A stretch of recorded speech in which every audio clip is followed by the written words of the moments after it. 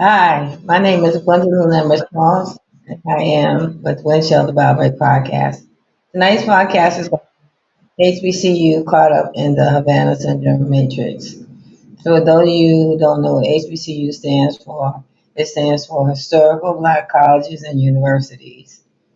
We don't have many. We used to have thousands, and now we only have a few thousand because of the falling out of money not being allocated to go to these colleges.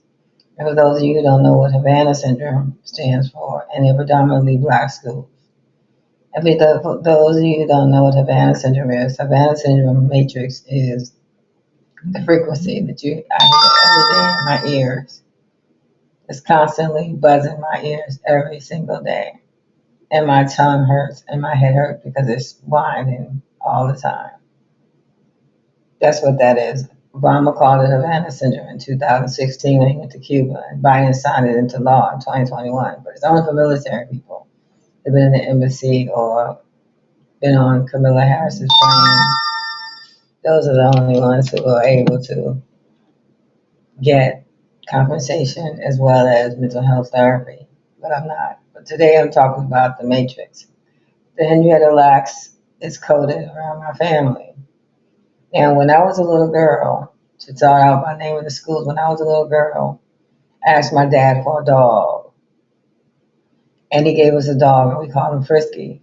I didn't find out until maybe 4 years later when I met my cousin Ron in 2021 that Frisk University is coded around Frisky. And knowing that her cancer cells could possibly provide the financial support that these colleges needed, they called it me around that.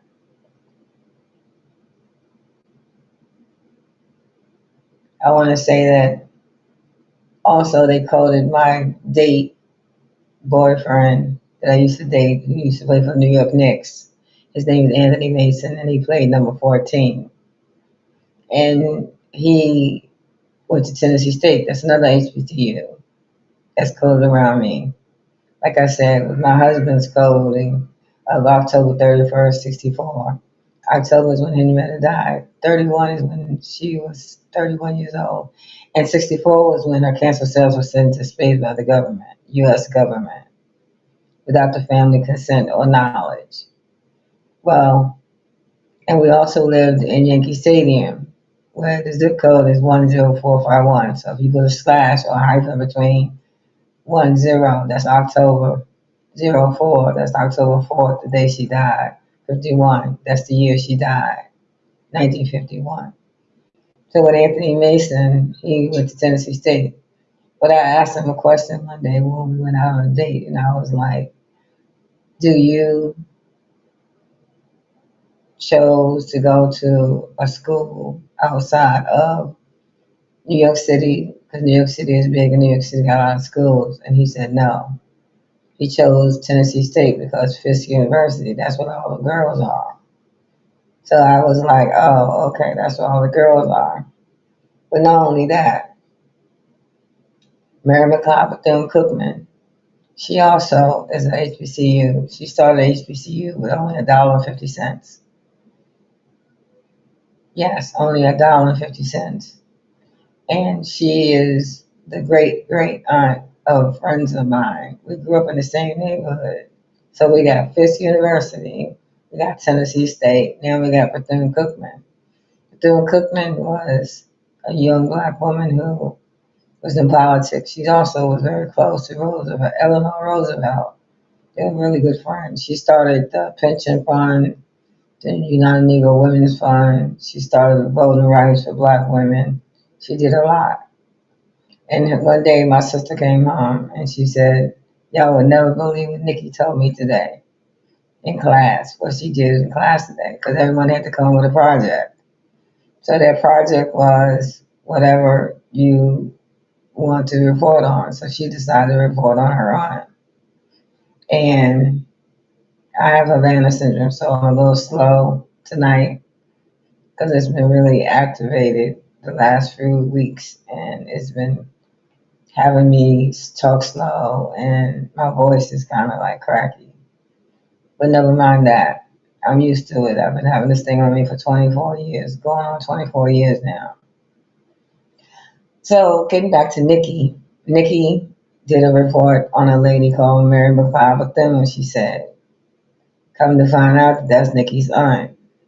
And Nikki McLeod with them Cookman started a college, or HBCU, down in Daytona Beach with only $1.50 for only girls. And now it became co-ed where it's for girls and boys. And well, I was really shocked sitting at the dinner table because we studied Mary McLeod Bethune Cookman in history class. So studying her in history class, I was really shocked to know that she was a part of Nikki's life, and Nikki lived right across the street, her and her brother Bubba. And Bubba is Mary McLeod Bethune the third, and he's really good friends with my brother. Now, my dad lives in Bowie. Bowie State is a HBCU. Now, I know many of you probably don't know where all these colleges are, but I can tell you that they are in every state that you can find as an HBCU, basically. How did HBCU start? HBCU started because they wouldn't allow black people to go to school. So black people who were free slaves started HBCUs to teach us how to read, write, do math, and science, because that is what was popular during that time, as well as that is what is the most of the jobs required. And thanks to Mary McLeod Bethune Cookman, she got a lot of black people jobs working with unions. So HBCUs are a very vital resource in our community for black people. Now it's mixing with different races, but it is definitely predominantly black people. My dad lives in Bowie State, and he lives in not Bowie State because Bowie State is HBCU. He lives in HBCU State, Maryland, which is where Bowie State is in Bowie, Maryland. And most of my friends who I went to school with, they are all graduates of HBCUs. Now, if you ever watched the Bill Cosby show, Bill Cosby, I wrote my book, Windshield About Break, and I wrote about Felicia Rashad. And I want to get on that. That's a little off subject. Because Felicia Rashad used to call my call service looking for her hairstylist. His name was Finney. So I wrote about Felicia Rashad in my book, not knowing that what happened to Malcolm Jamal Warner would make me reflect on that. Now, most of my friends graduated from HBCUs, and they're second and third generation HBCU students. They all have children or mother went to or father went to an HBCU. Unfortunately, I didn't get a chance to go to an HBCU. I wanted to go to an HBCU, but I didn't know my life was coded around HBCUs. So therefore, I wouldn't be able to go to an HBCU, but I can be coded around an HBCU, which is HBCU, Historical Black College and Universities. And Bill Cosby's family was built on that show, was about historical black colleges and universities. Each one of the shows, he listed at least one or two HBCU college in his program to show you that HBCU students do well, they become very successful because he was a doctor and she was a lawyer, and they can raise a wonderful family and have wonderful friends. Generations, they had three generations of families on the Cosby Show. And my sister brought it to my attention that we used to watch the show all the time. And I remember when we were kids, we used to go and hang out with our friends across the street because we lived in a cul-de-sac with our friends and their families. And we used to watch them watch the Cosby Show. And then the next day we would get up and we would go talk about it. and what we saw on the Cosby Show the next day. And to hear what happened to Michael Jamal Warner was very sad. And HBCU colleges are made to educate Black people. They are made to give us an advantage because of the Ivy League schools wouldn't allow but a certain percentage of Black people in their schools. So we had to be in affirmative action. And being in affirmative action, we had to be selected, very selective, to go into school. Now, Brown Voices Board of Ed, I want to get back to being selective. Brown Voices Board of Ed in Farmville, Virginia, my family had a lot to do with that. That's the Supreme Court Justice with Thurgood Marshall in 1954. They call it the Board of Education.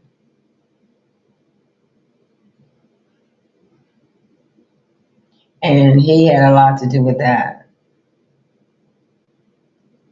making sure that we were able to segregate schools, integrate schools because schools were segregated. And we changed the fact that blacks and whites can't go to school together, that they can go to school together and they can be educated together. And there's nothing going on between little white boys and little black girls and little white girls and little black boys other than learning. And that was a difficult thing for a lot of parents who saw that their kids were going to be mixed in with school thinking that we were dumber than they were. So getting back to Brown Voices Board of Education, they changed that in 1954, but a lot of schools wouldn't allow their kids to integrate. And so down in Farmville, the kids were out of school for 5 years. It's called a blackout. It's a blackout because that means they couldn't go to school. They couldn't go to college because they couldn't get an education. They couldn't get a diploma to be able to go to school.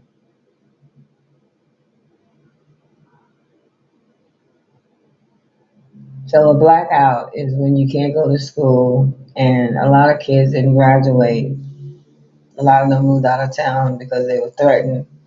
That was started out by Barbara Johns. Barbara Johns was a 16-year-old who walked out of school because one of her friends had died in a school bus that the white schools had given to the black school because they were giving us secondhand everything, secondhand books, secondhand equipment, secondhand buses. And there was a bus accident, so she walked out of school. And that led to the Brown Voices Board of Education, which is part of the Arkansas case that came out of Arkansas. They're being selective. Ivy League schools are being very selective. So the affirmative action came from them wanting to pass a law so that black people can be able to be selected to go to these schools. Most of them can't go to these schools because they have to allow other races to go too, like Spanish, Asian, besides black people, which makes it very difficult for us to be able to go to school and get a proper education so we can get a job and take care of our family.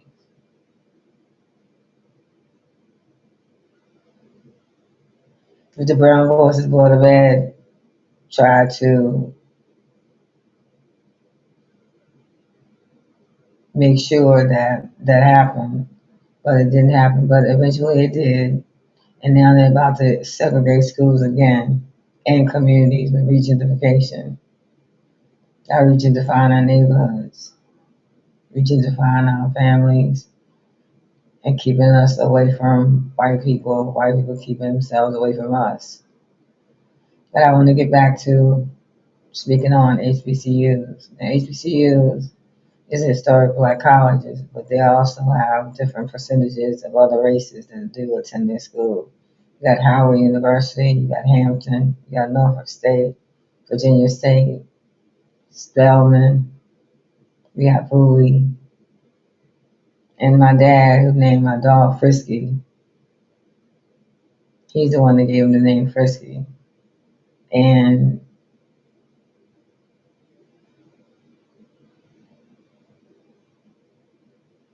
he's the one who decided to name my dog Frisky. And Frisky is definitely a was a chitty chitty bang bang dog. So if you know what the chitty chitty bang bang dog looks like, that's what Frisky looked like. So do you go to an HBCU? Have you gone to an HBCU? I know you said they're targeting the HBCUs, but they're successful people in the HBCUs. There are successful people in the HBCUs, but I can say that they don't target everyone. They have certain people that they target. Whoever is doing this to me, they have certain people that they target, and of course, you know they target me because I'm with the Henrietta Lacks family. So of course they're going to target me and my family. And my nephew, who has Havana syndrome, is looking really bad. He looks really bad. And I wanted to say that because I saw him maybe a month ago, and he looks terrible. Because it's constantly buzzing, it's constantly grinding. As you can hear by the way that I talk, I can barely talk. I can barely to be able to pronounce words. And words like that is very important when you're going to an HBCU, going to a college. But they trace me on my phone number. My phone number is 471. That's not my phone number. My phone number is 687-0451.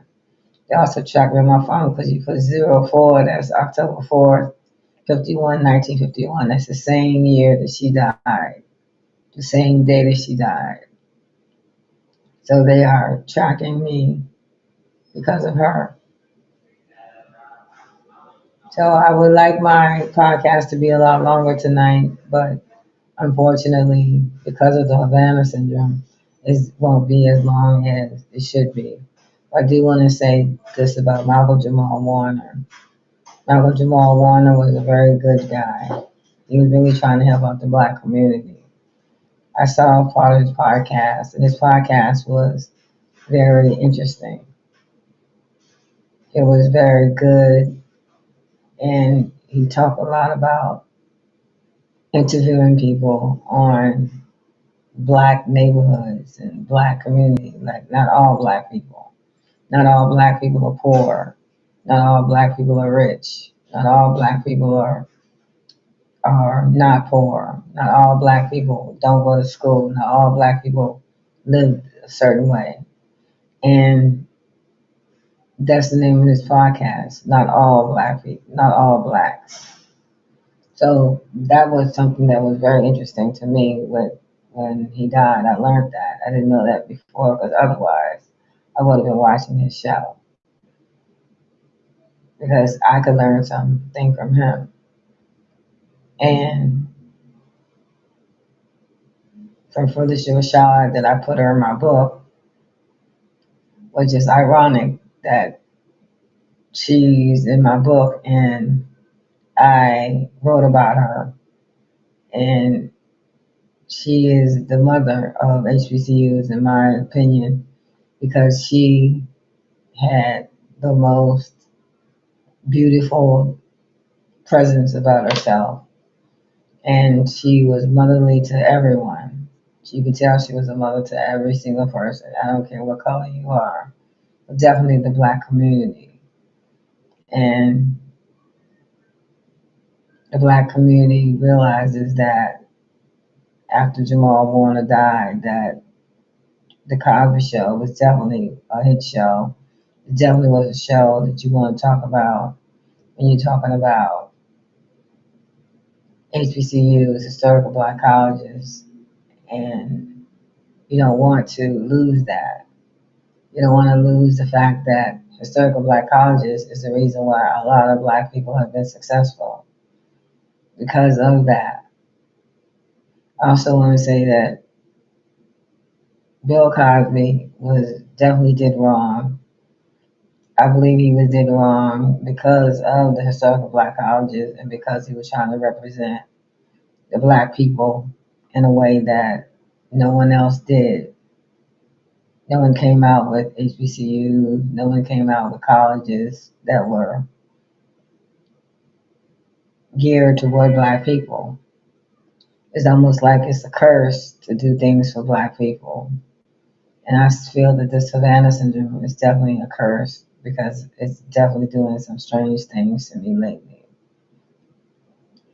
Now, my dad reminds me of Bill Cosby so much. And my mother reminds me of Felicia Rashad, but she's a little bit more tomboyish. But my dad reminds me of Bill Cosby a lot. The way he talks, the way he does his family, the way he wants us to succeed, the way he wants to be proud of us. Although he's proud of us for what we are, he just wants to be so proud of us to be successful. So we tried, but with the Havana syndrome, it's really hard to do too much. And I want to say that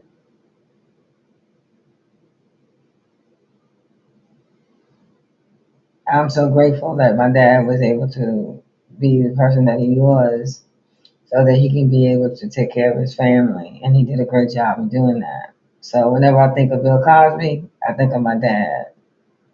I love my dad, and I think he's one of the greatest men on the planet. As for my mom is a tough cookie. She's a very tough cookie. She's a lot like Felicia Rashad. And she's very colorful in her speech. If you know what that means that she curses a lot. But she still is my mom, and I still love her. So I want to say that HBCUs are a gift to us, and we should appreciate them. We should never take for granted that they always be here because we're losing HBCUs every day, it seems. It seems like we're just losing our HBCUs, and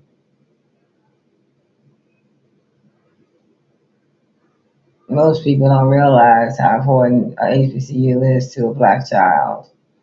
It's very important for culture. It's very important for family reunion. It's very important for learning to be with your own kind and what it's like to be with your own kind.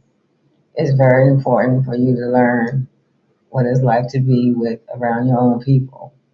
There's nothing wrong with being around other people, but it's good to be around your own people so that you can learn your own culture, appreciate your own culture, and grow your culture. And growing your culture meaning that add more to it, add what's already to it, just expand it, let people know that our culture is just as cool as everybody else's culture. And we don't go around shooting and killing each other all day. But the Havana syndrome does. It can make you do that.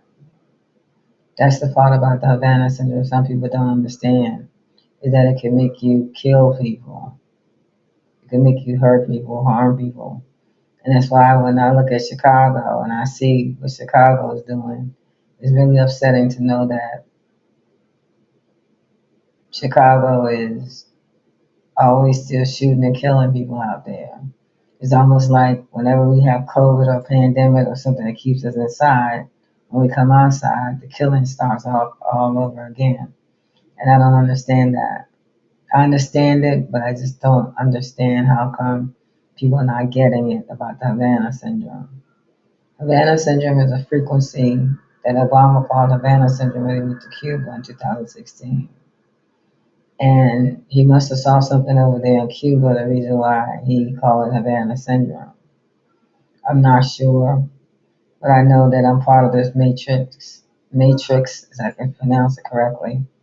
I'm part of this matrix of the Havana syndrome that Obama called Havana syndrome and Biden signed it into law. He would not have signed it into law if it wasn't real. Some people get affected by it, some people don't. Some people get affected by it in a good way, some people get affected by it in a bad way. And I got affected by it in a very bad way. So that's why I came on today to say about HBCUs.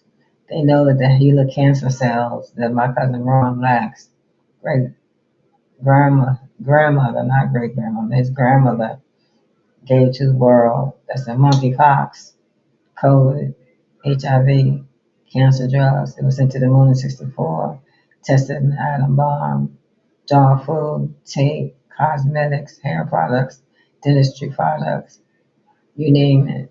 Oil spills. They even knew how to contain oil spills with our cancer cells. That shows you that she is very powerful. And they knew that that is a very powerful cell. And if they were compensated for it, then they would be able to get all the compensation that they should get and receive from that. And that's why I'm bringing it to you tonight about the HBCUs, so that you can know, you can learn, you can teach your children and teach them what they should and should not do, even though they feel it, because it can make you feel like you want to do something. It makes you crave things like ice cream. If you have you ever bought a car and wondered how come your car you never noticed it before until you bought your own car? Those are the things that it can do to you. Those are things that it can make you do, make you feel, and do notice. Notice such things as that. So it also makes you want to do things that are not legal, that are not right, that are not good, that are not true, and blame you for it because no one can say that it's not you because they don't see your frequency. They don't see what you see. They don't feel what you feel. They don't know what you know. And some people are being selected like Michael Jordan, Camilla Harris, Oprah. If you ever wonder why we never have a leader, it's because they try to get our leaders to keep black people down. That's why I wanted to report on the Havana syndrome because I want people to know that. HBCUs has a lot of graduates, people who have graduated, people who've done a lot, people who have succeeded very successful. But it still doesn't stop the fact that there are some few who don't be successful. There are some few who can't be successful and don't know why they feel this way. Why they gotta lay down because they got a headache all day. Why they don't feel this way. Or it can make you rich.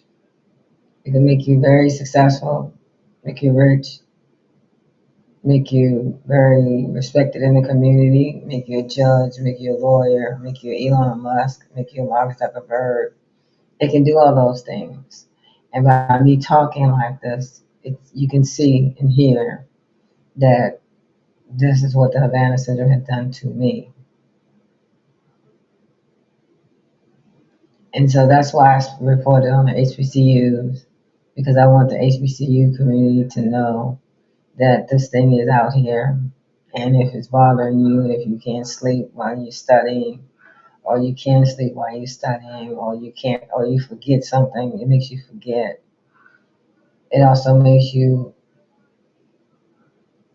drop things, vertigo, cancer, heart attacks, strokes. It gives you all those things. But besides that, also what's important is HBCU. The HBCU community know this, take heed to it, and know that I'm coded in matrix around the HBCU. And that you might be coded too. You just don't know about your telephone numbers or your zip code or your street address. But HBCUs is what they coded me around in the matrix. So with that, I keep going. So what do? You keep going. You keep relying on your religious, spiritual guidance to guide you. Because HBCUs were tough, We're beautiful, and we're going to keep going. And like to next week, this is the end of my show. Next week, I'll be reporting on a new subject, more about the Havana syndrome. My name is Gwendolyn Lambert Smalls, and I am with Winchell the Bough Podcast. You have a great evening.